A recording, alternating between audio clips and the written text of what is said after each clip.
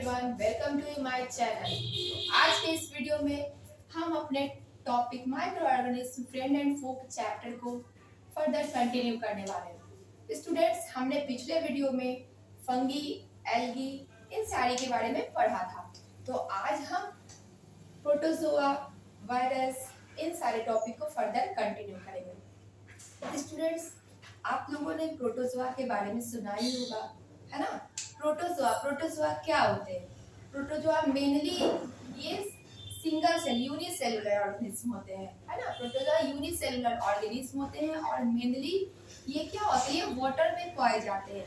It means आपको see water, ponds, lakes, stagnant water, है ना, इन सारे जगह को ये पाए जाते हैं और मेनली ये वाटर के ही होते हैं, है ना। जैसे ये कहने की मतलब जैसे और भी माइक्रो ऑर्गेनिज्म जो होते हैं वो बहुत और भी कुछ कुछ जगह पे प्लेस पे पाए जाते हैं, बट प्रोटोजोआ मेनली वाटर में ही प्रेजेंट होते हैं, है ना। तो ये सिंगल सेल होते हैं और इसके एग्जांपल्स हैं जैसे अमीबा हो गई, पैरामीशियम होगी, प्लाज्मोडियम हो गई। तो ये सारे अमीबा हमारे यूनिसेलुलर हो गए, है ना। एंड हमारे जो ये प्लाज्मोडियम हो गई, ये एक ऐसी प्रोटोजोआ है ना। ये एक ऐसी प्रोटोजोआ है जो क्या करती है, एक पैरासाइट की जैसी वर्क करती है ना। ये हमारे बॉडी में प्रेजेंट होती है और ये क्या करती है, हमें इन्फेक्ट करती है। तो इसके बारे में भी हम फर्दर डिस्कस करेंगे। सबसे पहले हम इनके बारे में जान जाते हैं ना। ये living protozoa form an important link in an aquatic food chain, है ना। एक्वेटिक में ये लिंक की तरह से अपने फूड को चेन को आगे फर्दर बढ़ाते हैं and they feed on algae and are eaten by a bigger animals। अब ये क्या करते हैं, ये फाइनल डिग्रेडेशन, मैंने डिग्रेडेशन के बारे में बताया था ना, ये वेस्ट और सीवेज के फाइनल डिग्रेडेशन में यूजफुल होते हैं। कुछ हमारे हार्मफुल प्रोटोजोआ है जैसे डेंगू, मलेरिया, है ना, प्लाज्मोडियम। ये सारे प्रोटोजोआ हमारे लिए बहुत ही हार्मफुल होते हैं। ये जो हमारे प्रोटोजोआ होते हैं वो जस्ट एनिमल लाइक होते हैं, है ना। जैसे एनिमल एक जगह से दूसरी जगह जाते हैं ना अपने फूड के लिए या फर्दर वो मूव करते हैं, तो उसी तरीके से हमारे प्रोटोजोआ में भी मूवमेंट होती है। ये भी मूवमेंट करते हैं, ये भी अपने फूड के लिए डिपेंडेंट होते हैं। ये पैरासाइट्स होते हैं ना, दूसरे के बॉडी में जाते हैं, वहां से अपने न्यूट्रिशन को ऑब्टेन करते हैं, है ना। तो ये क्या होते हैं, प्लाज्मोडियम क्या करते हैं, प्लाज्मोडियम एक प्रोटोजोआ है जो हमारे बॉडी में जाती है और हमारे बॉडी में प्लाज्मोडियम को छोड़ देती है। और लोग कहते हैं कि मच्छर के काटने से हमें मलेरिया हो गई, है ना। एनोफिलिस मच्छर के बाइट करने से मलेरिया हो गई, तो ऐसा नहीं होता है। मच्छर के बाइट करने से हमें मलेरिया नहीं होती है। ये फीमेल एनोफिलिस जो होती है उसके बॉडी में ये प्लाज्मोडियम ये होते हैं ना, प्लाज्मोडियम उनके बॉडी में जाते हैं और यही प्लाज्मोडियम जो प्रोटोजोआ होते हैं जब वो हमें बाइट करती है तो हमारे बॉडी में जाते हैं और हमें इन्फेक्ट कर देते हैं, जिस वजह से हमें मलेरिया होती है। तो आज के इस वीडियो में आपको क्लियर हो गया होगा कि मलेरिया मच्छर के काटने से नहीं होती है ना। वो क्या है, वो तो हमारा जस्ट लाइक एक वेक्टर हो गया ना, वेक्टर के जैसा यूज हुआ, बट मेनली प्लाज्मोडियम जो होती है इनके वजह से ही मलेरिया होती है। तो ये हमारा क्लियर हो गया। अब नेक्स्ट टॉपिक है हमारा वायरसेस, है ना। वायरसेस क्या होती है, वायरस क्या होती है। कभी कभी आपने देखा होगा कि सिंपली, है ना, सिंपली हमें कॉमन कोल्ड हो जाती है, कफ हो जाती है, इन्फ्लुएंजा हो जाती है, तो हम कहते हैं कि हम इन्फेक्ट हो गए, हमें वायरस का अटैक हो गया, है ना, वायरस हम पे अटैक हो गया। तो ये क्या होती है, वायरस जो होती है ये बाकी सारे माइक्रो ऑर्गेनिज्म से बिल्कुल ही अलग होती है, डिफरेंट टाइप की होती है ना। बाकी हमने जैसे फंगी पढ़ा, एल्गी पढ़ा, बैक्टीरिया पढ़ा और प्रोटोजोआ पढ़ा, इससे हम लोग एक कैटेगरी में रखते हैं, बट वायरस को हम लोग अलग कैटेगरी में रखते हैं। क्योंकि वायरस क्या होती है, ये वायरस जो होती है किसी होस्ट के बॉडी में रिप्रोड्यूस होती है ना। इट मींस ये वायरस जो होती है किसी के बॉडी में जाती है और वहां जाकर फिर इसका रिप्रोडक्शन होता है, वहां से ये रिप्रोड्यूस होती है ना। तो ये वायरस क्या होती है, ये अटैक करती है किसी के बॉडी पे और वहां से इसकी रिप्रोडक्शन स्टार्ट होती है। इस कारण हम कह सकते हैं कि ये वायरस जो हमारे होते हैं ये डिफरेंट होते हैं बाकी सारे माइक्रो ऑर्गेनिज्म से।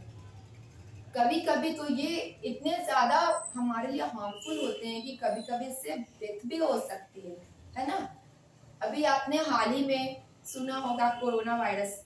कोरोना वायरस का नेम सबने सुना होगा। ये कितना बहुत ज्यादा फैल गया था, कितने लोग इससे इन्फेक्ट हुए थे, बहुत सारे लोग इससे मर भी गए थे, है ना। तो कोरोना वायरस जो है ये बहुत ही ज्यादा इन्फेक्ट किया बहुत सारे लोग को, और बहुत ज्यादा लोग अपने घरों से बाहर निकलना छोड़ दिए। निकलते थे तो मास्क का यूज करते थे, बहुत सारे इसके लिए हम लोग बहुत सारी केयरिंग करते थे।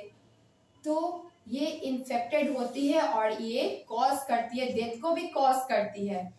आप लोगों ने पोलियो का नेम सुना होगा। Polio, chicken pox, small pox, ये सारे हमारे वायरस के अटैक से ही होते हैं। इसके लिए हमारी गवर्नमेंट ने एक स्कीम भी चलाई थी पोलियो की, है ना। पोलियो की स्कीम चली थी, लोग घर घर जाकर भी पोलियो की खुराक देते थे छोटे बच्चे को, और अब तो इसकी वैक्सीन भी चलती है। तो ये सारे हमारे वायरस के अटैक से होती है। तो आज हम जान गए हैं कि वायरस भी क्या होती है ना। वायरस इन सारे माइक्रो ऑर्गेनिज्म में डिफरेंट होती है क्योंकि ये किसी होस्ट के बॉडी में प्रोड्यूस होती है और बाकी सारे माइक्रो ऑर्गेनिज्म के साथ ऐसा नहीं होता है। नेक्स्ट हमारा आता है communicable disease. Communicable disease name से यहाँ क्लियर है।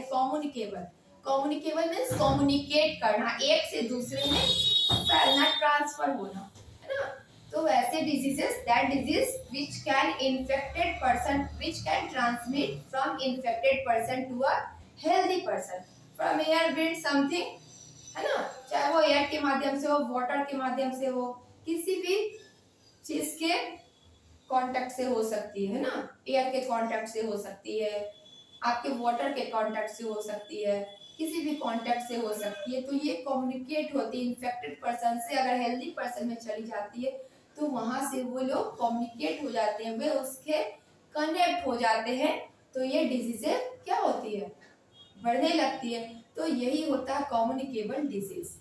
अब सपोज दैट मॉस्किटो का एग्जांपल ले ले। मॉस्किटो क्या होती है ना। मॉस्किटो क्या करती है, जो भी जहाँ भी गंदे फूड वगैरह होते हैं ना, कचरे होते हैं, उनमें क्या करती है मॉस्किटो, जाकर वहां बैठ जाती है ना। तो बैठ जाती है तो ये एक वेक्टर का काम करती है, कैरियर का काम करती है, सिर्फ चलती है। तो ये क्या करती है, उस गंदे कचरे में से, है ना, जो गंदगी रहती है उसको अपने क्या करती, खुद में स्टिक कर लेती है, अपने आप में उसको स्टिक कर लेती है। और फिर जब वो हमारे घर के खाने में, हमारे वाटर में, हमारे फूड पे कहीं भी ओवरऑल बैठती है, तो अपने जो उसने स्टिक कर लिया था ना वहां से, जो भी उसने ऑर्गेनिज्म को, माइक्रो ऑर्गेनिज्म को उसने और अपने स्टिक कर लिया था अपने बॉडी में, तो वो उस बॉडी से स्टिक करके उस जर्म्स को क्या करती है, हमारे फूड पर आकर छोड़ देती है, जिस वजह से हमारे जो फूड होते हैं वो क्या होते हैं, खराब हो जाते हैं, स्पॉइल हो जाते हैं, फिर वो हमारे लिए यूजफुल नहीं रह जाती है। और जब हम ऐसे कंटिन्यूटेड वाटर को या फूड को यूज करते हैं तो हम इस डिजीज से क्या होते हैं, इसके इस डिजीज में हम आ जाते हैं। कहने का मतलब सपोज दैट कि मक्खी ने, है ना, इस डिजीज को अपने पाँव में, अपने बॉडी में स्टिक कर लिया और हमारे भोजन पे आके छोड़ दिया, तो हमें क्या होती है, डिजीज अटैक करती है ना।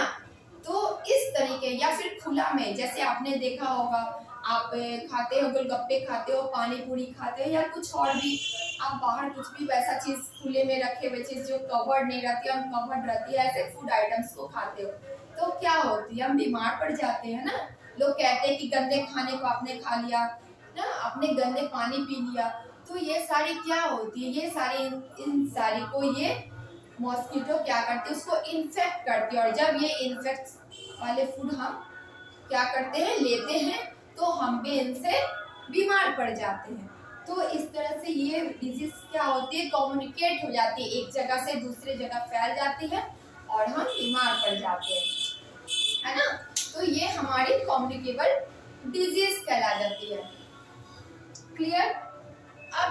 नेक्स्ट टॉपिक हमारे आते हैं food preservation. Food preservation, food को प्रिजर्व करना, फूड को आप कैसे अच्छा रख सकते हो, कैसे उसे ताजा रख सकते हो, फ्रेश रख सकते हो, है ना। फूड को प्रिजर्व आप कैसे कर सकते हो, तो यही मेरा फूड प्रिजर्वेशन होता है। फूड को preserve, process of treating food to retain its nutritive, उसके जो भी न्यूट्रिएंट्स होते हैं उसको आप अच्छे से ठीक रखना, उसको आप ठीक से उसकी यूज करना और इसको खराब होने से, इसको स्पॉइलेज होने से हम कैसे प्रिवेंट कर सकते हैं, यही हमारा फूड प्रिजर्वेशन कहलाता है। क्लियर है ना। आप देखते होंगे फूड प्रिजर्वेशन की बहुत सारी टेक्निक है, बहुत सारी इसकी मेथड है, तो हम लोग इसका यूज करते हैं। जैसे एग्जांपल्स पिकल्स में, है ना, पिकल्स में ऑयल, विनेगर समथिंग हम लोग डालते हैं, है ना। देखा होगा आपके घर में भी जब माँ पिकल्स बनाती होंगी आपकी मम्मी, तो आप देखते हो उसमें ऑयल को पोर करती है, ऑयल डालती है ना, विनेगर डालते हैं लोग। तो ये क्या करती है, ऑयल और विनेगर जो होती है, यहाँ पे जो जर्म्स होते हैं, माइक्रो ऑर्गेनिज्म होते हैं, वो वहाँ नहीं जा पाते, उनसे वो दूर दूर तक रहते हैं ना, वहाँ वे नहीं पहुंच पाते, जिस कारण हमारे अचार काफी दिनों तक, लॉन्ग टाइम तक क्या रहती है, वो सेफ रहती है, उसे माइक्रो ऑर्गेनिज्म नहीं खराब कर पाते हैं। सेकंड हमारे आते हैं सॉल्ट एंड शुगर, है ना।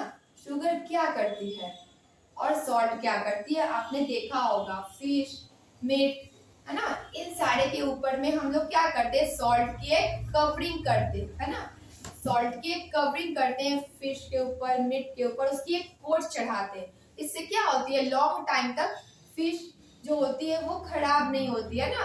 जब लोग लाते हैं बनाने को, उसको प्रिपेयर करने के कुछ टाइम पहले उस पर क्या करते हैं, सॉल्ट की एक कवरिंग करते हैं, है ना, उस पर एक लेवलिंग कर देते हैं। तो उससे क्या होती है, वे स्पॉइल नहीं होती है, लॉन्ग टाइम तक कवर नहीं होती है ना।